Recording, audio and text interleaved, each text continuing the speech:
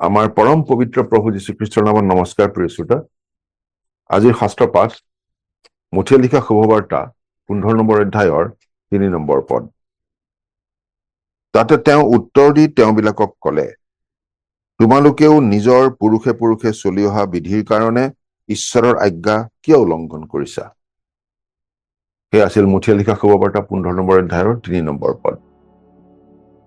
মানুহৰ মাজত প্ৰচলিত ভুৱা দৰ্শন মতবাদ আদি আচলতে শয়তানৰ পৰা আহি থাকে, যাৰ দ্বাৰা মানুহ প্ৰতাৰিত হৈ সত্য ঈশ্বৰৰ পৰা আঁতৰি গৈ ভুল পথ অনুসৰণ কৰে। কলচীয়া মণ্ডলীৰ লোকসকলক পাচনি পৌলে সাৱধান কৰি দিছিল, তেওঁলোক যাতে মানুহৰ মাজত প্ৰচলিত মিছা দৰ্শন বা পৰম্পৰা আদিৰ দ্বাৰা প্ৰভাৱিত হৈ ঈশ্বৰৰ বাক্যৰ পৰা আঁতৰি নাযায়।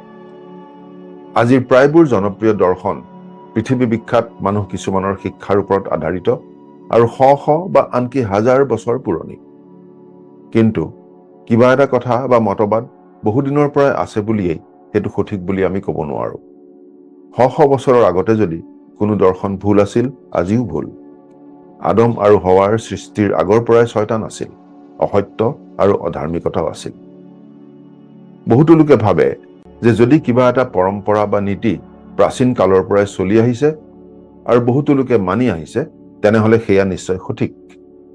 প্ৰভু যীশুৱে কিছুমান পৰম্পৰা ভংগ কৰা বুলি যেতিয়া ফৰিচীবিলাকে আপত্তি কৰিছিল, তেতিয়া কিন্তু প্ৰভু যীশুৱে ফৰিচীবিলাকক এনেদৰে কৈছিল, তোমালোকেও নিজৰ পুৰুষে পুৰুষে চলি অহা বিধিৰ কাৰণে ঈশ্বৰৰ আজ্ঞা কিয় উলংঘন কৰিছা? যিহুদী নেতাসকলে বাইবেলৰ বাহিৰেও বেলেগ বেলেগ নিয়ম কিছুমান প্ৰস্তুত কৰিছিল আৰু তেওঁলোকে বিশ্বাস কৰিছিল যে তেওঁলোকৰ পৰম্পৰা ঈশ্বৰৰ বাক্যৰ সমানেই গুৰুত্বপূৰ্ণ। তেওঁলোকৰ ধৰ্ম ব্যৱস্থাটো ঈশ্বৰৰ বাক্যতকৈ তেওঁলোকৰ পৰম্পৰাৰ ওপৰত ভিত্তি কৰি গঢ় লৈ উঠিছিল। আজিও আমি এনে ভুল কৰাৰ সম্ভাৱনা থাকে। কিছুমান ৰীতি নীতি পৰম্পৰা মানি চলাৰ নামত ঈশ্বৰৰ বাক্যৰ স্পষ্ট শিক্ষাক একাষৰীয়া কৰি ৰখাৰ সম্ভাৱনা থাকে। মানুহে তৈয়াৰ কৰা ৰীতি নীতি নিয়ম আদি মানুহৰ নিজৰ চিন্তা ভাৱনাৰ ওপৰত ভিত্তি কৰি গঢ় লৈ উঠিছে আৰু প্ৰয়োজন সাপেক্ষে সেইবোৰ সলনি হ'ব পাৰে। কিন্তু বাইবেল ঈশ্বৰৰ বাক্যৰ ওপৰত আধাৰিত।